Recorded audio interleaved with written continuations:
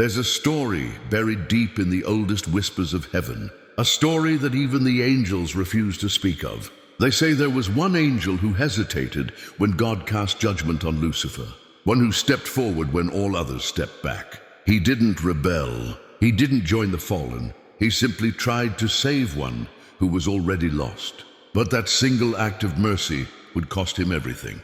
For in heaven, obedience isn't just loyalty, it's law. And love, even love when misplaced, can be judged as defiance. Who was he? Why did he do it? And what did God do to the angel who tried to save the devil?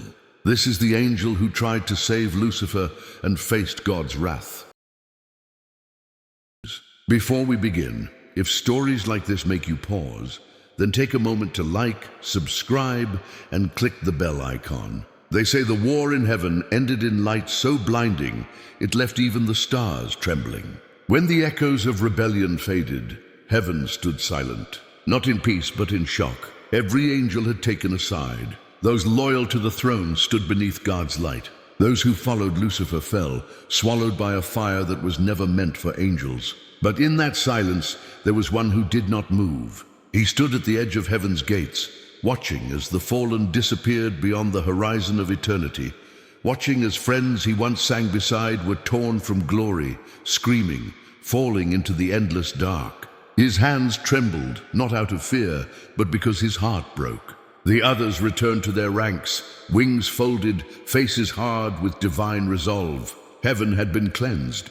Justice was done. But to this angel, justice didn't feel like light. It felt like loss. He turned his eyes toward the abyss below, where the brightness of heaven gave way to the smoke of judgment. And in the pit he thought he saw him. Lucifer, once radiant, now burning in ruin. A voice thundered through the sky. It is finished. The voice of God, final, unshaken.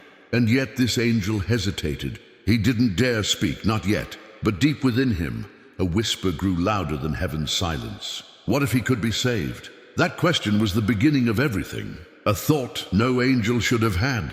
Mercy for the condemned. He tried to push it away. He reminded himself of what had been said. Lucifer chose pride.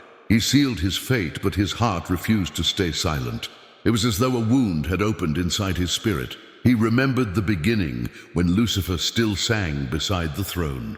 When light wasn't divided, when heaven had no scars. And now that memory haunted him. He closed his eyes, wings trembling. Around him, angels sang victory hymns, their voices like rivers of flame. But he couldn't join in. Every word of praise felt heavy, almost wrong. And as he looked down again into the abyss, something strange happened. He saw movement. He saw one of the fallen, Lucifer himself, reaching upward faintly, as if struggling against the pull of eternal darkness. And in that instant, his heart betrayed his duty. He stepped forward a single step. That was all it took. The light that surrounded him flickered, reacting as if heaven itself questioned his intent. The other angels turned, sensing hesitation. Something rare, something dangerous. One of them, a mighty warrior with eyes like molten gold, called out, "Brother, where are you going?" But he didn't answer. He couldn't because he didn't even know. All he knew was that he couldn't just stand there and watch a soul, even Lucifer's, be erased forever. And for the first time since creation began, an angel of heaven questioned not God's authority, but the finality of his judgment. He whispered under his breath, "Lord, what if mercy still has meaning?" The skies above him rumbled, not in anger, but in something deeper, disappointment. He felt it, heaven felt it, but he couldn't stop himself. And as his wings spread, light gathering around them like fire, he looked one last time toward the throne. His eyes filled not with rebellion, but with tears. Then he descended downward, toward the realm where no angel was ever meant to go, toward the pit where heaven's light doesn't reach. He wasn't falling. He was kneeling in motion, surrendering everything to a decision his heart couldn't reverse. For love, for mercy, for one lost brother. The angels above watched him vanish, none daring to follow. They didn't understand what they had just seen. An act of love or defiance no one knew. But one thing was certain. Heaven had witnessed something new, something dangerous, something deeply human. Heaven's light faded behind him like a closing sunrise. Every flap of his wings echoed through the emptiness, each beat slower than the last, heavier, as if the weight of what he'd just done clung to him like chains. He had never known darkness before, not this kind. In heaven, even shadows were gentle. They danced, they shimmered, but here, the darkness swallowed light. It didn't bend or retreat, it consumed. And the deeper he went, the louder the silence became. No songs, no wind, no presence of the divine, only echoes, broken distant like screams that never found their way out. He felt his light dimming. The radiance that marked him as heaven's own began to flicker.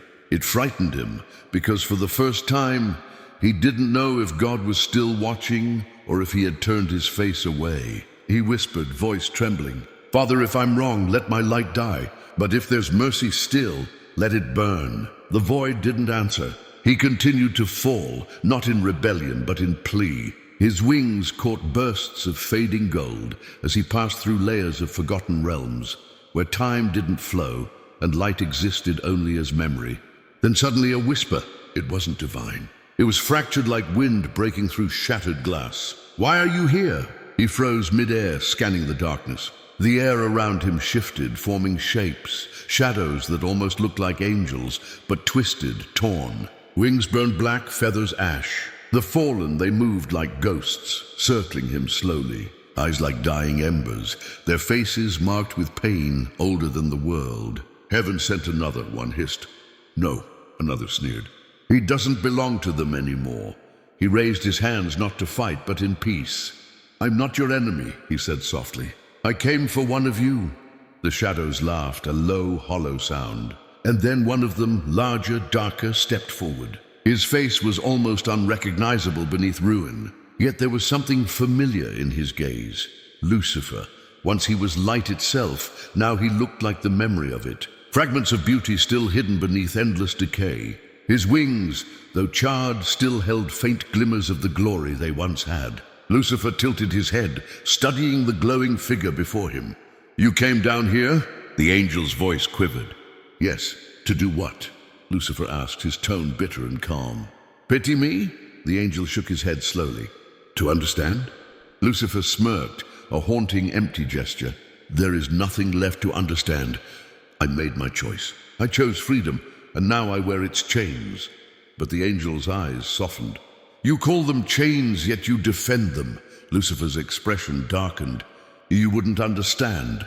"Then make me," the angel said, his voice rising not in defiance, but in ache. "Help me see what made you turn away from the one who made us both." Lucifer stared at him for a long time, longer than eternity could measure. Then he whispered, "Because I loved myself more than his silence."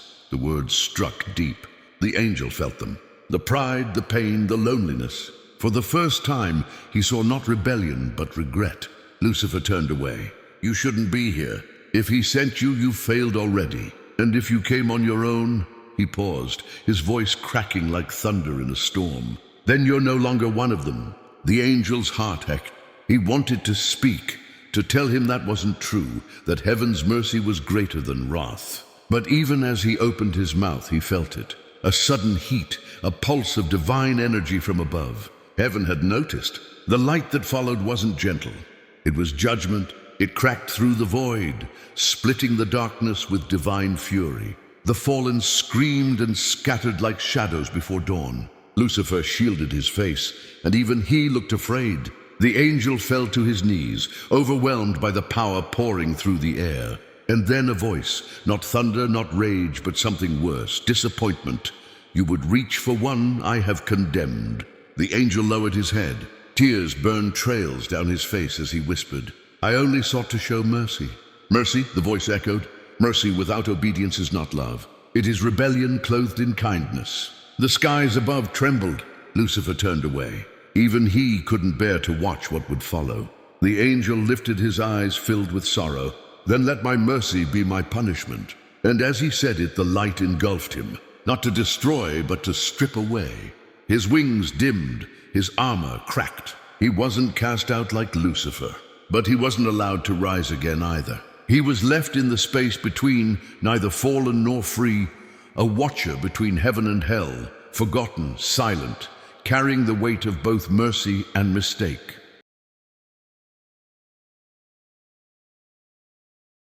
And for ages, his name was never spoken again until one day long after, when a prophet in exile saw a vision of a glowing figure standing between the realms of the living and the dead, and asked, "Who are you?" And the figure replied softly, "I am Jerem, the mercy of God."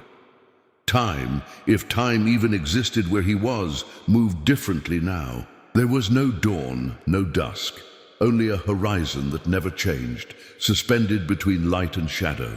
That's where he woke, his once golden armor now dulled to a quiet bronze. His wings not white, not black, but a haunting blend of both, like light struggling to remember itself. And around him silence. He wasn't in heaven, he wasn't in hell, he was somewhere in between. When he tried to rise, his knees trembled. He reached for his sword, but it was gone. All that remained was the faint mark where it had once rested.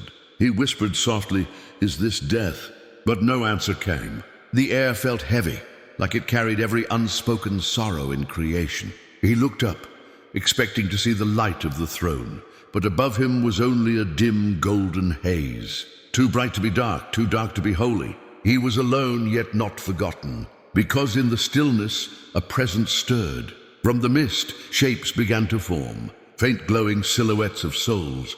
They drifted toward him like lost stars, whispering prayers, regrets, and cries too old for words. Some looked afraid, some looked peaceful, all looked lost. The angel felt their sorrow, and it pierced him deeper than any blade. He understood then why he had been left here. This was not punishment, it was purpose. For the first time since his fall, he heard the faint echo of that divine voice again. Not angry this time, not distant. "You wished for mercy, then bear witness to it." He turned, and before him unfolded the boundary between worlds, the thin golden river that divided the living from the dead. Souls stood upon its banks, trembling, uncertain of where they would go. He could see heaven's light on one side and the faint, aching shadows of damnation on the other. And in that moment, he knew his calling wasn't to erase his mistake. It was to redeem it. He would guide them.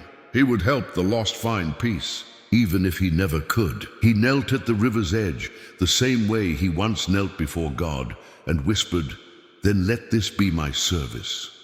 A warm wind moved through the air, almost like a sigh from heaven itself. And from that day, whenever a soul left the world of the living, they would see a figure waiting at the border of eternity, not radiant like the others, not terrifying like the fallen, but gentle, eyes filled with sorrow, wings touched by twilight. He never introduced himself. He never spoke of what he'd done.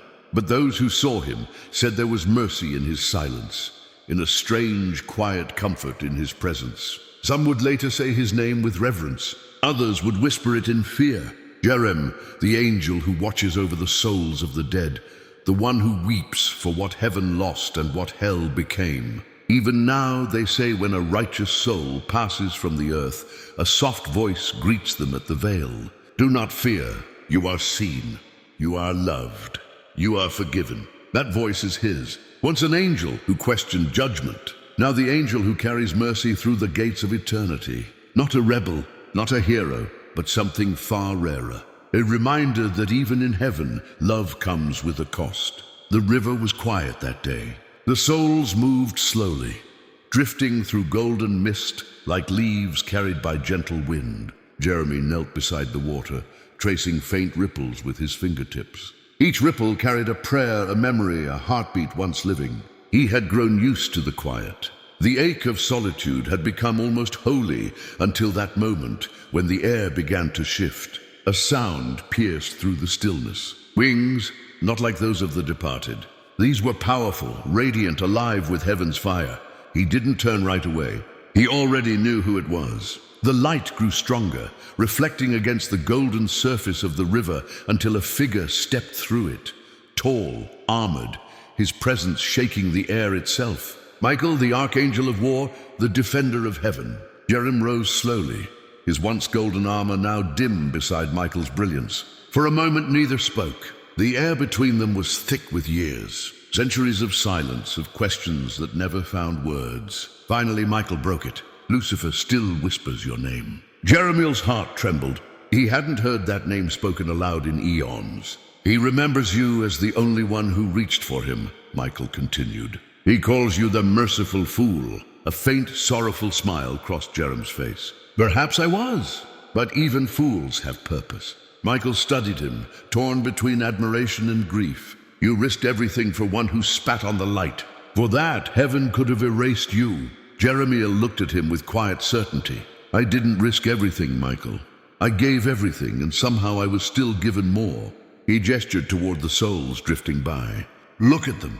Lost, broken, imperfect, yet loved enough to be guided home. If this is exile, then I welcome it. Michael turned his gaze toward the souls. Tiny sparks of mortal lives shimmering like embers. For the first time, his armor seemed to dim slightly, as though humbled by the sight. He whispered, "You always saw what we didn't." Jerem's eyes softened. "No, I only saw what I was meant to feel." A quiet fell between them again, but this time it wasn't tense. It was holy. Michael finally looked at him and said, "Heaven hasn't forgotten you, Jerem. You were punished for compassion, but heaven still calls you one of us." Jerem bowed his head. "I am what he made me to be, even in the silence." Michael hesitated, then stepped forward and placed a hand on his brother's shoulder. The touch glowed softly, like sunlight breaking through clouds. "You may never return, but the throne still shines on you." Remember that Jeremiel closed his eyes, a tear catching in the glow. "Then tell him I never stopped loving him." Michael nodded, and with a burst of light spread his wings once more. Before he departed, he turned one last time. "You're still an angel, Jerem. Don't ever let your sorrow convince you otherwise." And then he was gone, back into heaven's fire. Jerem stood alone again, the air still warm from Michael's presence. He looked at the river, at the souls still moving, and whispered, "Even warriors need mercy." And from the distance above, for just a moment, he thought he heard the faint sound of God's voice. Not thunder, not law, but approval. Heaven had grown silent. The rebellion was over.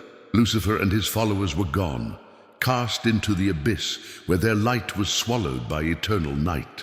The echoes of their screams had faded into memory, but one angel still could not find peace. Jerem stood alone at the edge of heaven's radiant plains, where the golden light met the endless void. His wings hung low, heavy, not from exhaustion, but from the weight of something forbidden.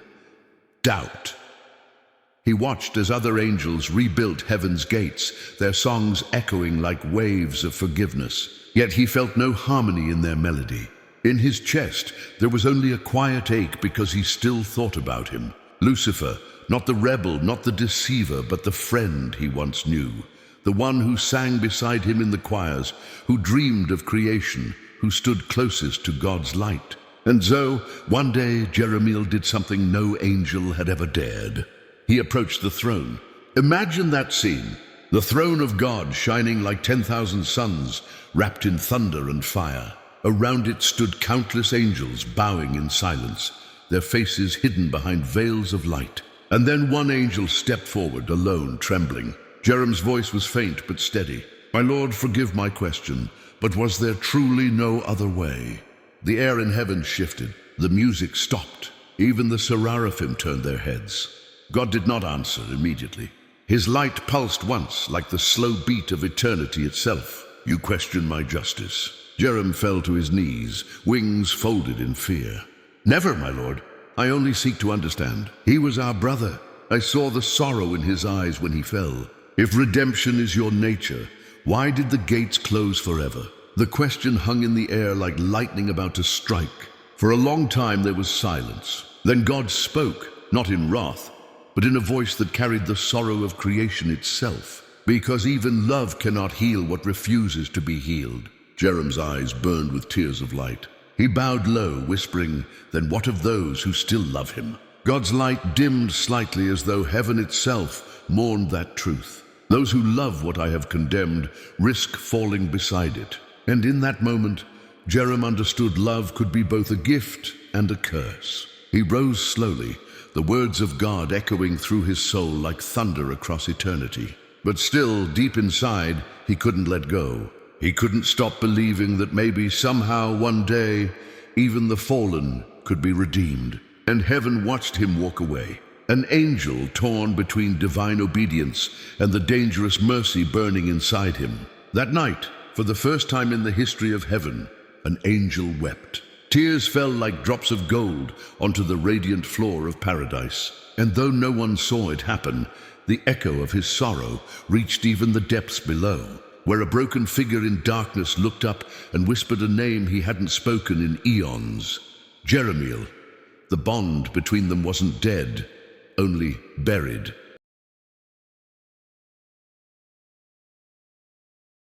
Days, if days could be counted in eternity, had passed since the Great Rebellion. The air still shimmered with fragments of what used to be song. Every angel had returned to their duties, but their voices didn't sound the same. The glory of heaven remained untouched, radiant as ever. Yet beneath its brilliance, something sacred had shifted. It was as if love itself had been wounded. And there, in the middle of it all, stood the angel whose tears had once fallen on heaven's floor. The one heaven itself could not forget Jeremiel. He had not spoken since that night. His eyes, once filled with the gentle warmth of creation, now carried something almost human: sorrow. Other angels avoided looking at him for too long.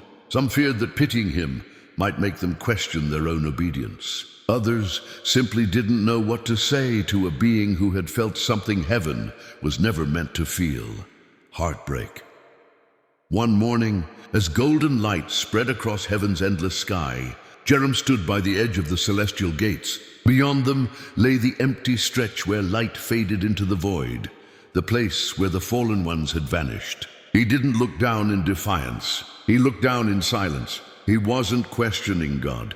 He was questioning himself. Why did I feel mercy when I was meant to feel judgment? The question echoed inside him. It wasn't rebellion. It was confusion, pain, and the longing to understand the heart of the one he served. For in all his glory and wisdom, Jerem had never known that even obedience could hurt. Then came the voice, not thunder, not wind, but something that seemed to ripple through existence itself. Jeremiel. The sound made every light in heaven tremble. It wasn't anger. It wasn't disappointment. It was the kind of voice that could make eternity weep. Calm, infinite, and ancient. You still look toward what I have cast away. Jer dropped to his knees instantly, his armor clattering softly against the golden floor. Forgive me, my lord, he whispered. I cannot turn my eyes away from mercy, for mercy is also yours. A silence followed, long, still, and heavy. Even the stars seemed to wait for God's reply. Then came the words, soft yet powerful enough to reshape a soul. You love deeply, Jer, but you must understand, even mercy must obey my will. The angel bowed his head lower, trembling. He didn't argue, he didn't question, but deep inside he knew something had changed forever. That day heaven learned that even among perfection, compassion could ache. And somewhere in the eternal distance between justice and mercy, an angel carried both. Maybe that's why his name was hidden for so long, as if even heaven itself didn't know how to describe him. Jerem, the angel who tried to understand what no one else dared to. The angel who looked at punishment and still saw love. And maybe that's what God saw in him too. Because in the end, it wasn't wrath that defined Jerem. It was mercy. Mercy that burned bright enough to shake heaven itself. So the next time you look at the stars, remember not every tear in heaven fell from pain. Some fell from love,